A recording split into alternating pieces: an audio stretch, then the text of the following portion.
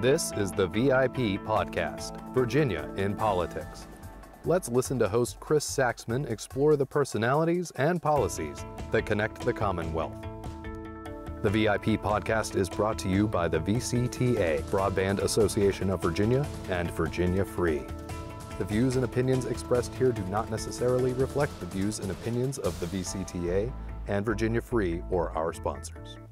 All right. Hi, this is Chris Saxman, Executive Director of Virginia Free. I'm joined on today's VIP Podcast by Delegate Kim Taylor. Good morning, Kim. Good morning. It's great to see you. Thank you. Thank you for having me. What's so your freshman year, you're all 2 weeks in, 3 weeks in?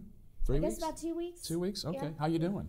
It's good. Every day's getting better. Okay. You know, it's kind of like starting college. It's, you know, your first day, you kind of know where you're supposed to go, but you have to figure out how long it takes to get in between your meetings and where to grab some food in between. So it's been getting better every day. What's the biggest challenge so far for you? You know, just getting used to the pace. Yeah, and it's, I've said it from the beginning, from the campaign through the election, it's like building a muscle. It's amazing what you can get done in a day. And so this is just like another muscle to build, is the stamina to get through the day, and the attention span it takes to sit through these committees, but it's been amazing. Well, tell the audience about your typical day. You've only been doing it for 2 weeks, but I'm sure there's some rhythm to it now. You get the subcommittees in the morning, and then late morning you go to your full committees, and then the House floor. So tell us about all that. Yeah, it's pretty much like that. You know, we're coming in, the office is getting organized, so we're getting our systems in place, and my LAs are keeping me organized, so we're just going from meeting to meeting and then getting on the floor, and that's been really interesting. I've been so fortunate because I've got, everyone's been supportive. I've got a mentor, and then my seatmate on the floor, Carrie Corner, has been a great help to me, and my mentor is Emily Burr, so between the two of them, I'm learning fast and enjoying it. What's the biggest myth you had about this that's been dispelled in the first 2 weeks? What's happened that you didn't think was going to happen, or vice versa? Yeah, I expected there to be great energy and camaraderie, but I've just been overwhelmed and so happy that the support I have. You know, if I can go to anyone, any delegate, any member and ask a question and get help, and there's just so much wisdom here. So it's just been a pleasant surprise to have that much support. Did you not think there would be the level of camaraderie that there is? Oh, I kind of expected it, but to experience it, it's a lot of fun. Yeah. It's a lot of folks that I got to know along the way in the campaign, and the other delegates who we were keeping in touch during our campaign. So it's just great to be together and just to go through this experience. Okay, let's do a deeper dive on Kim Taylor, the delegate from Petersburg. We're Dinwiddie. Well, I live in Dinwiddie. I actually grew up in Sussex County, so I've lived around the 63rd my entire life. Okay. Let's do a little bit more familiar. What are your favorite TV shows? Oh, geez. I'm a big fan of Seinfeld. Okay. I love The Office. Okay.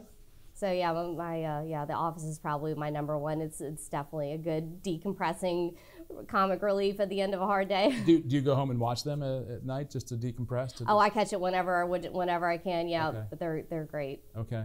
How about movies? What are your favorite movies? It's been a long time since I watched a movie. It's been a busy year.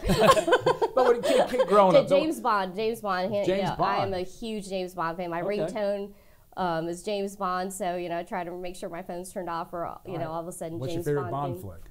Skyfall. Skyfall. And I haven't even seen the latest one because I've been too busy. I haven't seen it either. I've got to get that. I haven't seen it either. Who's your favorite Bond? Oh, Daniel Craig by far. Yeah. By far. Yes, by far. Well, you got that one completely wrong. Looking for Sean Connery there. Well, bad answer. First two are pretty good. On the TV shows, The Office and Seinfeld, of course. But yeah, Bond. Yeah, we got to work on that one. I blame you. Music. What's your favorite music? What do you like in music? I love all kinds of music. I love music that has great lyrics. So I'm kind of an old soul. I'm a big fan of country and heavy metal, everything. But just powerful, passionate music. I love it. Classical music. Okay. So. Favorite artists? Favorite artist. Scorpions.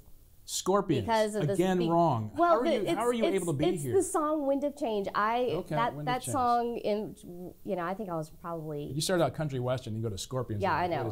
Well, it's a pretty broad spectrum. It is a broad spectrum. iPod's kind of, it's a weird mix on there. Right. If you look through it, you kind of wonder. I wasn't expecting Scorpions.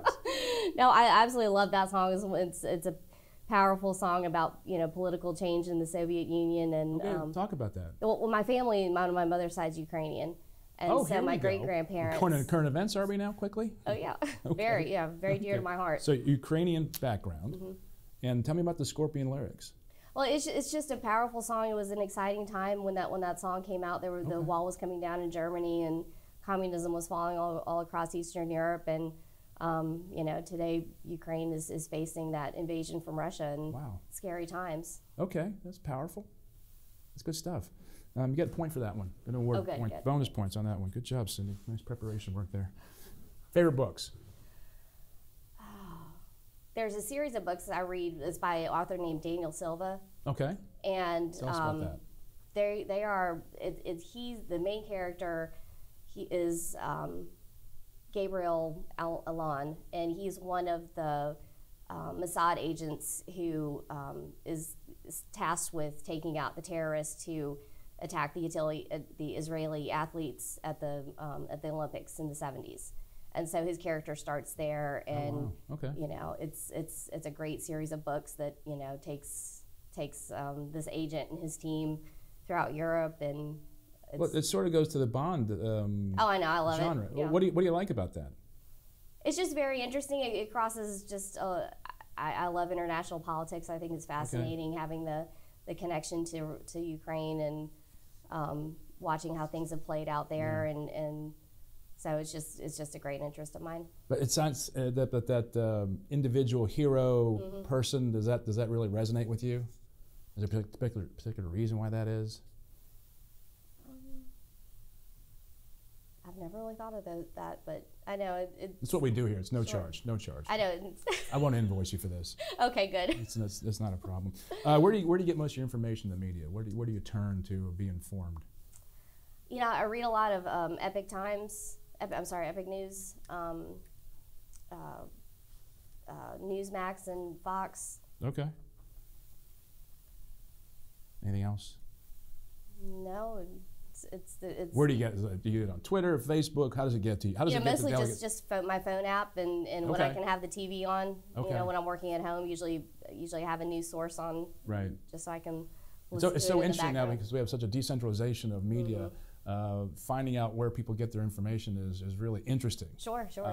Because so much of it comes through our phones, and how does it get to your phone, and what apps do you use, or what's the influence? What are you reading? And I think a lot of people out there who grew up as we did, we probably came from the relatively, you're far younger than I am, obviously, but from the same generations when we had just paper and a couple, 3 different television broadcasts, and now we have an explosion of different resources out there. So it's been amazing. Why did you run for the House of Delegates? 2020 made me really angry. I'm a mom and a small business owner, and what I saw happening with our just Virginia in general, our kids, what was happening, forcing kids into virtual school. My daughter was in college, and because of the rioting in Richmond, she was afraid to go back to school at VCU. And being a small business owner, we were fortunate. We were an essential business, and we were able to keep our doors open. But I was, watching great small businesses just shut down one after the other, and I understand the work and the sacrifice it takes to operate a small business, and it devastated our economy, and it devastated Virginia. And so I just decided we can't have another year like this. I have to run. I have to help take back the majority so that we don't have another year like 2020. Was there a moment for you that said, that's it? It was kind of a build-up. Was it? Starting in 2019, there was a lot of things happening, and I saw a lot of rights and liberties being taken away from us. Okay. And so, then by the time 2020 rolled around and we had that horrible response from the governor and the Democratic leadership, I just said, that's it. It's time to do something. And when did you jump in to the race? It was January of last year. January of last year. So January of 21. Yeah. Did you? I don't remember. Did you have a nomination contest? No, it was just me. We didn't have a primary. Right out of the gate, Yep. you versus La Charisse, and the fight was on. She massively outspent you. Oh yes. What was the ratio on that one? 3-1? I think it was 8-1. 8-1. Yeah, she had about 1.8 million, and we had about 250,000. Well, how did you win? Boots on the ground. We were knocking on doors, and we were doing the work. We were out talking to people, and Won by less than 1,000 votes, 600 and change, 630 something or other. 600? yeah, I think it was about 500. So Okay. it was very close, and I expected it to be close. Did you? Yeah. Well, it was considered an upset. Sure. It wasn't on a lot of people's radar Yeah. screens. Mm-hmm. But the boots on the ground. What were you hearing at the doors when you were going around and talking to people? What were they saying to you? Towards the end, it was really about education. People, Democrats, they were upset. They Really? didn't want to be told that their opinions didn't matter. They wanted to have a voice in their children's education, and so it was. You think that hurt that? Definitely. It was The McAuliffe and the Democrats in your district? absolutely. What have you learned from that?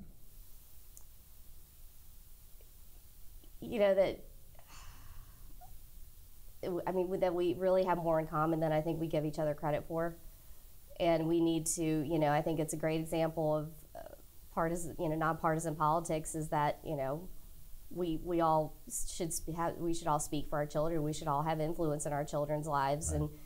and parents do know best. Right. And I think that was a great thing to come together on. And tell me about the business. It's an automotive service business, right? Yes, we have two. We have two automotive repair shops, Okay. and we employ about 18 folks. How's business? It's been good.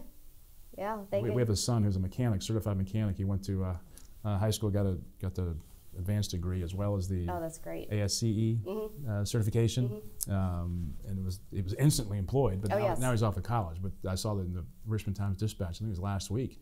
The signing bonuses are up around $5,000-6,000 just to Absolutely. bring someone in. Are you having a difficult time finding people? Yes, for years the industry's really, it's been tough. The average age of a master technician years ago was in the 50s.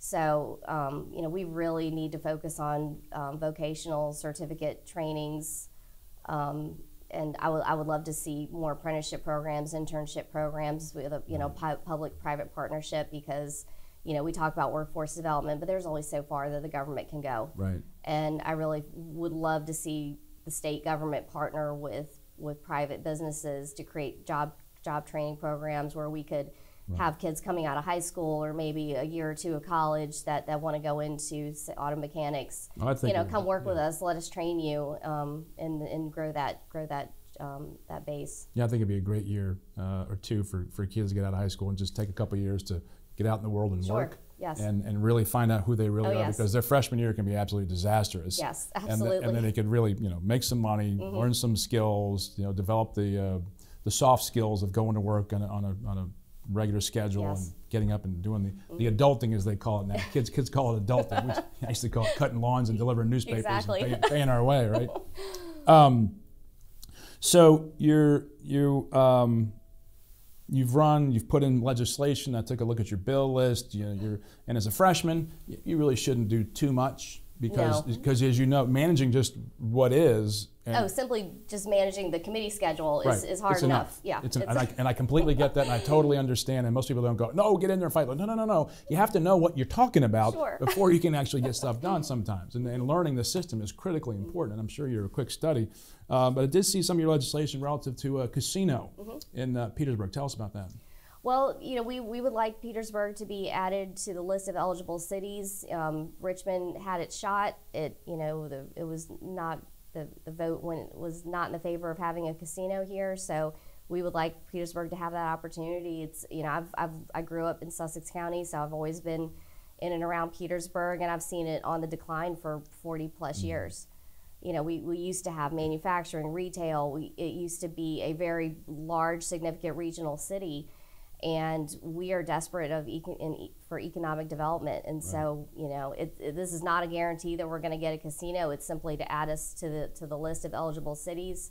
But should we get a casino, we're really excited about the possibilities to address infrastructure issues and offer great jobs to residents in Petersburg and work on some of those issues. Okay, so obviously no opposition to gambling. It's become almost ubiquitous in our society now. Of course, yeah. People do it on their phones all the time. They talk about it continuously, and most of the revenue that occurs at a casino is not related to gambling anyway. It's an entertainment center, and obviously the gambling is a sort of not a byproduct, but the anchor tenant, if you will, the attractant. But you also have the entertainment and the restaurants and shops and all this kind of stuff. Are you hearing any negative aspect to this back in your district? Seeing people that don't want a casino in Petersburg because it was defeated here in Richmond. Sure. From what I'm hearing, people are in favor of having this casino because they want jobs. They need jobs. We've got a bus system that could easily bring folks to a location to have these jobs. Okay. And so that's, we're just looking at this as economic development. That's it. Petersburg needs jobs. That's it. And that's a good enough argument in a lot of districts these days. Any other legislation that you want to talk about that, since you have the time here, is something that you're passionate for and fighting for? It may not be your bill, but something that you've come attracted to and signed on to that we're just not aware of that's coming up since we're so early in the session, relatively early, a couple weeks in. Sure. So we actually got a bill from the governor, and that's going to be related to school safety audits. Okay. And so that would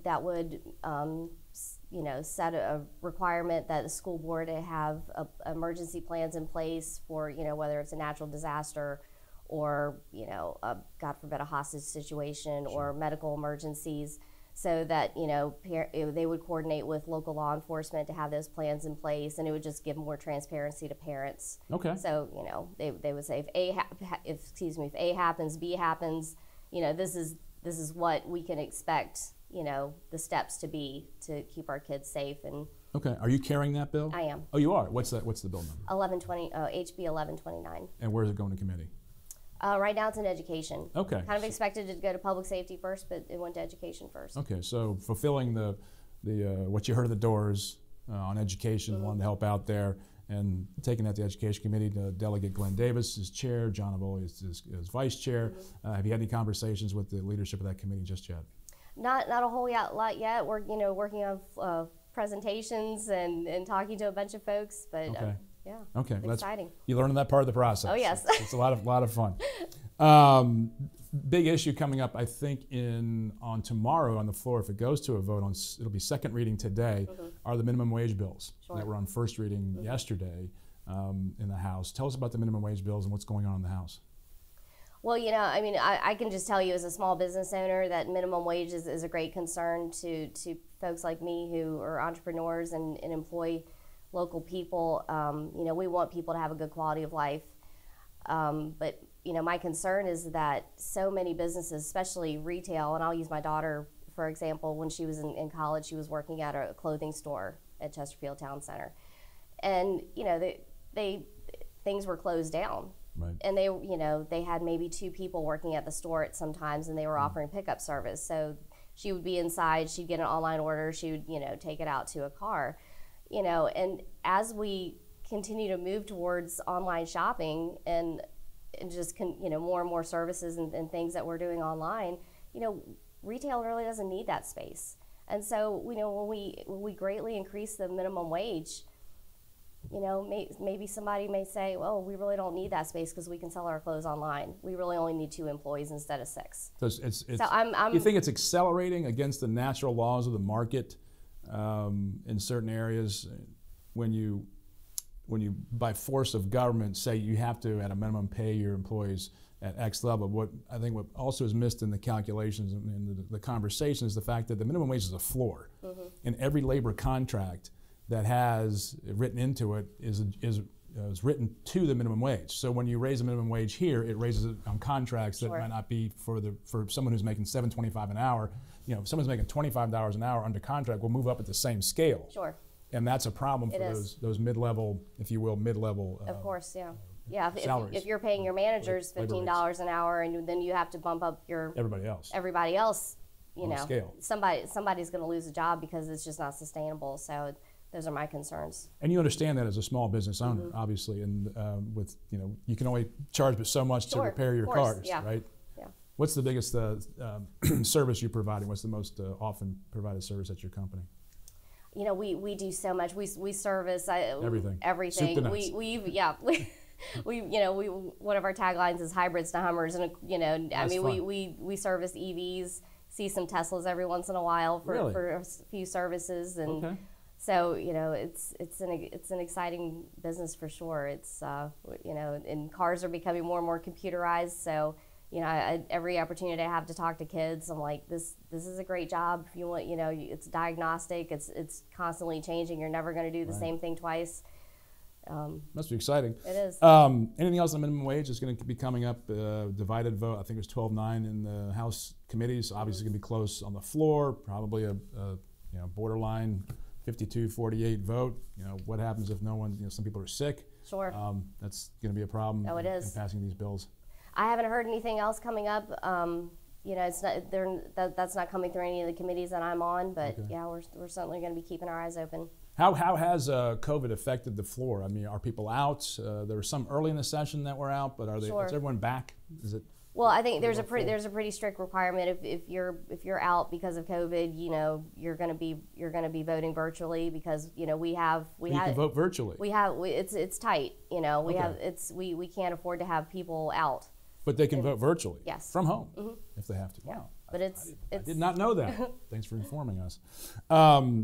Lastly, almost next to last.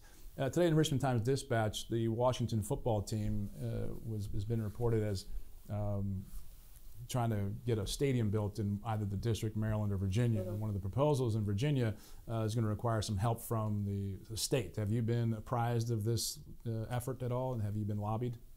No, I've not heard about that. How do you feel about state support of a football stadium? We just keep shifting the Washington team around. They have training camp here in Richmond. I don't know. It'll be interesting to see what happens. You haven't heard anything about it? I have not. No. Okay. In the Wall Street Journal today, there was an article by Dr. McCary, who is counsel to the governor on health, COVID-related, especially the pandemic. And he writes about natural immunity and how important it is and how successful it has been relative to vaccines and whatnot. Have you had any discussions inside the caucus at all about where we should go as far as public policy relative to natural immunity or the vaccines at all? Has that come up, or are you just so straight ahead with all the legislation? Yeah, in general, I believe, if you feel like you need the vaccine, you should have access to it. You should get it. We've got a lot of vulnerable people out there. But I also believe in natural immunity, and so I think it's just a personal choice between you and your doctor. Okay. Kim Taylor, thanks for joining us. Thanks. From Dinwiddie, Petersburg. What are the localities? So we have a little bit of Chesterfield, Dinwiddie, and Petersburg. The fight in 63rd. Oh, what's your new district? So now we're losing a tiny bit of Dinwiddie in the corner, but keeping the majority of Dinwiddie, keeping Petersburg, picking up the majority of Prince George, and then the majority of Surrey. So how does that look for you electorally? Very good, actually. Even better? Yeah, even better. It's a better Republican district for you? Mm-hmm. Okay. And, that has to bring us to the conversation about if you have to run this year.